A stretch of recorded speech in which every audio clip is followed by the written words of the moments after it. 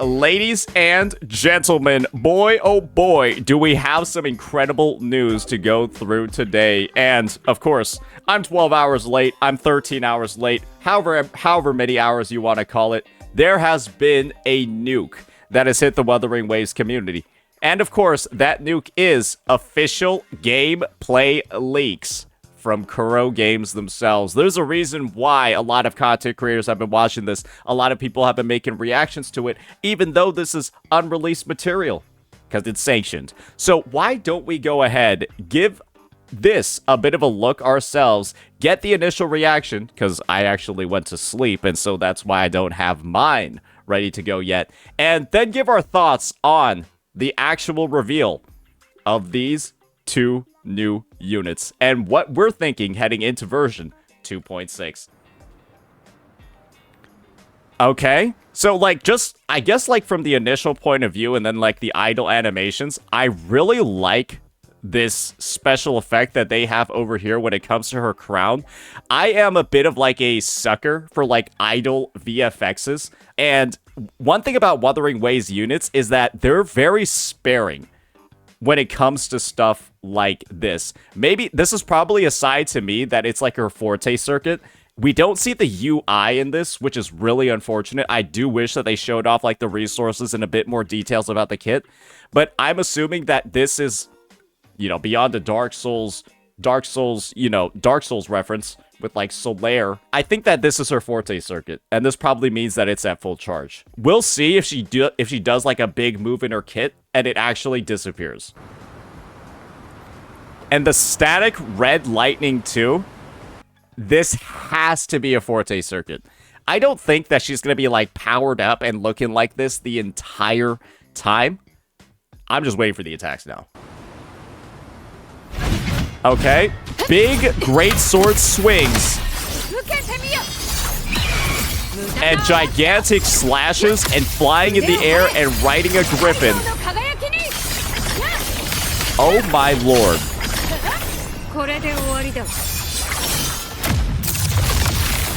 I'm gonna be honest, looking at that kit, I'm gonna be honest, just looking at this kit, she does not look like a great sword user. This has to be one of the most like agile, flashy, crazy movesets I've ever seen.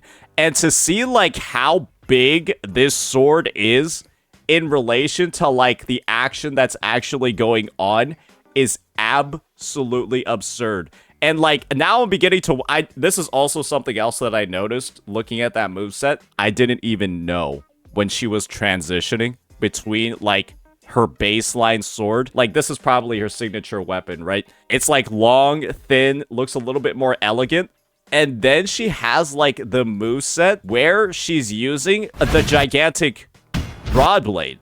I don't know which one is which, to be honest. Is this like her signature, or is like the weapon that we saw at the end of that animation, is that the signature? Because honestly, I don't know. Maybe this is the ultimate weapon. Maybe this is actually the weapon that she uses in her animations, or like the stronger weapon, and this is the signature one. I'm not sure. Maybe she doesn't even, because this is the thing. This is what we know for certain when it comes to Augusta. She's a broad blade user, and she is using a broad blade in those animations. And so I just have to assume, right, that this is probably the signature, and then it transforms. But yeah, taking a bit more of a look at this moveset, this looks like her basic attack chain. Very, very, very fluid looking one. It's got like some big slams, some big slashes. Very Dark Souls coded, if I would say so myself. I think that if any of you guys have played Dark Souls 2, this initial form looks like the Fume Knight Greatsword. So many people are saying Elden Ring. This is Dark Souls 2, ladies and gentlemen. Okay, and to prove it, I'll show you all exactly what I'm talking about. The Fume Ultra Greatsword. Are you ready, ladies and gentlemen? God, this game looks fucking low res. God, this shit is low fucking res. Or maybe the game just looks like this nowadays. But yeah, this was released way back in the day. And obviously, right, it shows up in Elden Ring too. But that to me is kind of like one of the main inspiration or main sort of vibes for this thing over here. Yeah, it's almost the same photo, if I'm frankly being honest. And the part that you guys might not understand is that this moveset that she's attacking with these wide slams and, like, you know, actually bringing the entire thing over her head, that's what this moveset is as well. This is actually what it looks like. Like, that is the moveset of this weapon in Dark Souls 2. Awesome stuff over here. Huge amount of references. I think that at this point, Mavuika is, or sorry.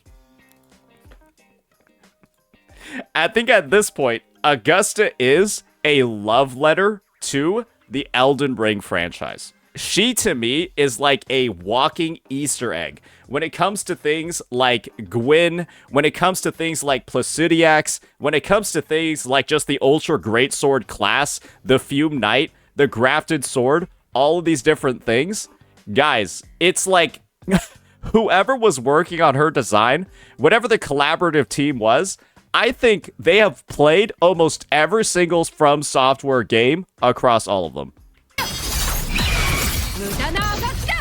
And I think the other part about this clip in particular is how similar her non-greatsword moveset is. When her blade breaks into the smaller pieces and becomes more thin, she basically becomes a katana user. Yeah, she breaks away the shell of the big sword, and then essentially her blade is now a katana.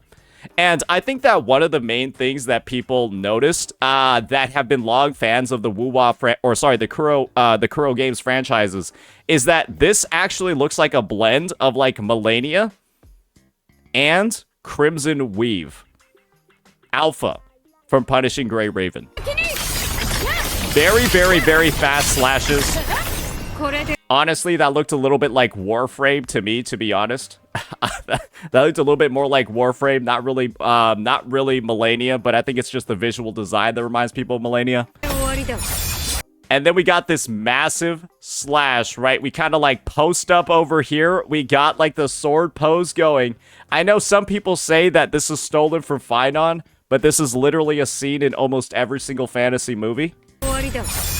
And then this is like the Alpha Crimson Weave, the PGR slash. Oh my goodness. Oh my gosh. Yeah, I would just say at a baseline, Augusta is, sorry for showing Alto, he's such a piece of shit in comparison to what we just saw. This Augusta kit is so, like, this is definitely a hyper carry. This is a character that's meant to take up a shit ton of field time. This is a character that's meant to nuke. This is a character that's meant to deal a fuck ton of damage. And I will be taking back my assumptions that she's like, you know, fueled by like her, you know, her griffin spirit, all of that. I thought she was going to ride the griffin into battle. I thought her liberation was going to be her like jumping on it, flying into the air, and then nuking down on enemies. But using the griffin, it's like a part of her baseline kit.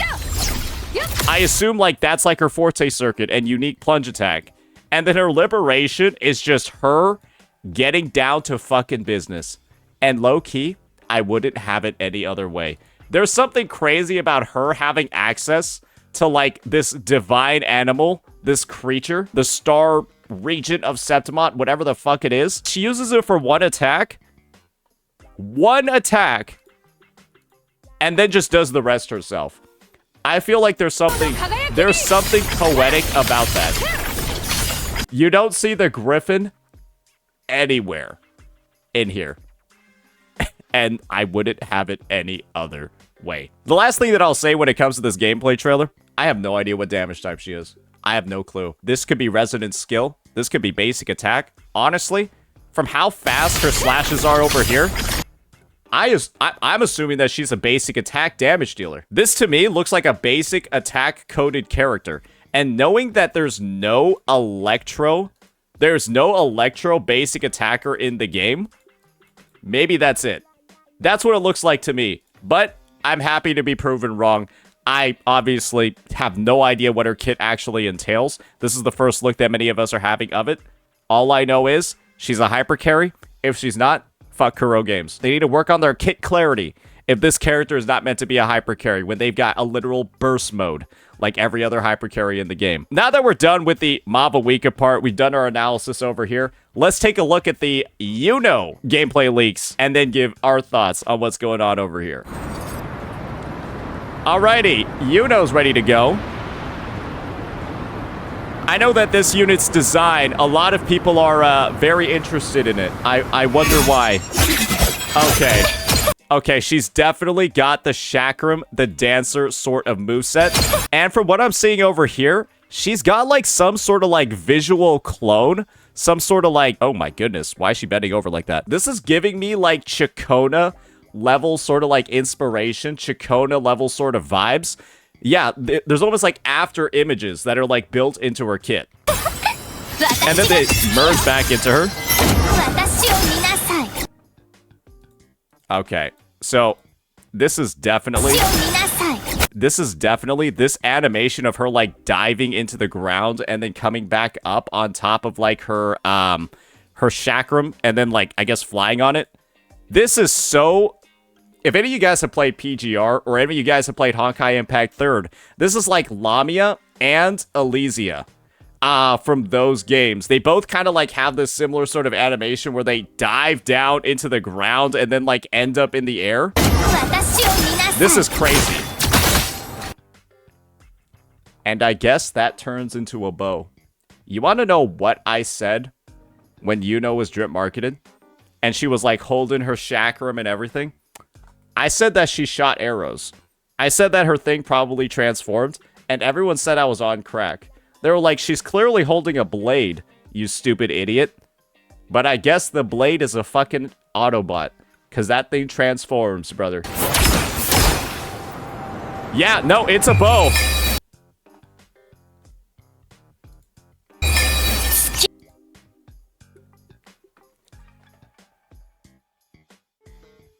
Brother.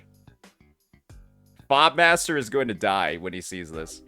Fobmaster probably died when he saw this. I think I saw tweets from Fob about this. He only tweeted about Augusta. Wait, let me just check. Did Feetmaster actually end up tweeting only about Augusta because he passed out and died after seeing this? I just checked, and there you have it. Yuno is so beautiful.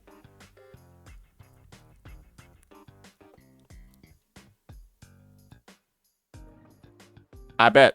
This is wild. I'm gonna be honest with you, Kuro Games. This is kind of wild, but hey, you gotta capture your target audience sometimes, and it appears that the target audience in this situation is a bunch of people that like certain body parts.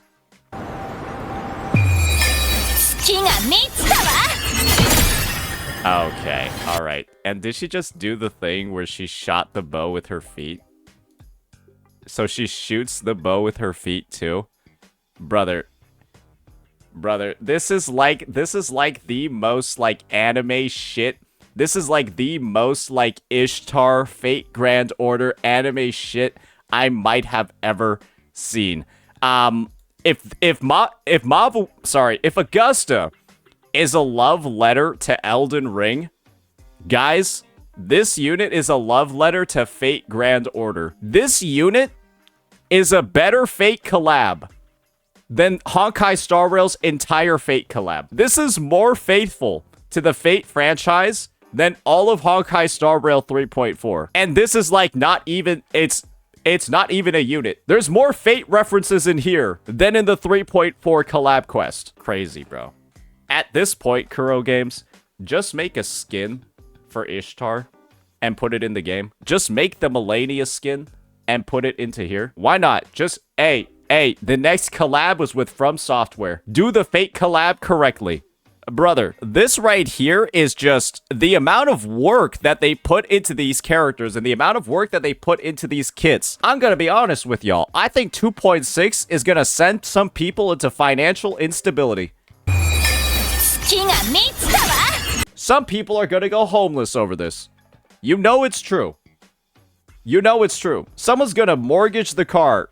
Assets are gonna get repossessed because of this one. I'm joking. Don't actually do that, even if it's for characters you really like. That's a very unhealthy way to spend on the games. But holy moly! If there ever was a time to do it, if there ever was a time for this to happen, I think that it would be now. Still, don't do it. It's a really unhealthy way to live your life. But god fucking damn, this is wild, bro.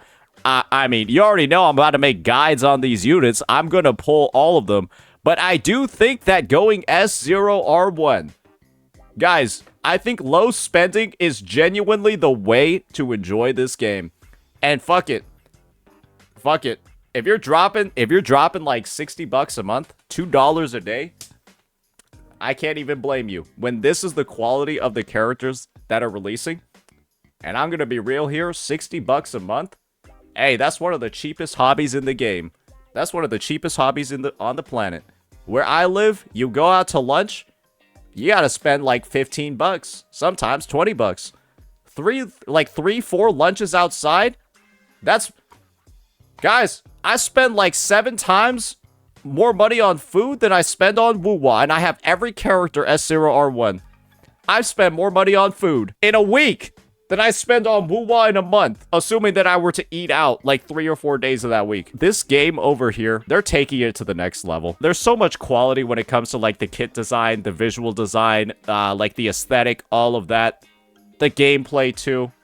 Good lord. I don't know what these devs, like maybe Kuro Games decided that they actually do want to overtake Genshin Impact. Maybe they were just holding back for fun the entire time. These guys clearly know what the fucking customer wants. And, yeah, I think that version 2.6 has all of it. They're capturing 2 franchises with this one. The Gooner Fate players, your Braxophones and your Fob Masters. And then you got the normie Elden Ring players. You got your Asmon Golds, your Nicholas Lights, all of those. This patch has got something for everybody. And I, for one, my wallet, it's open. It's ready. It's spread-eagled. And it is ready for version 2.6. Oh my goodness. Kuro's outdone themselves with this one. Let me know what you all think, ladies and gentlemen. Peace.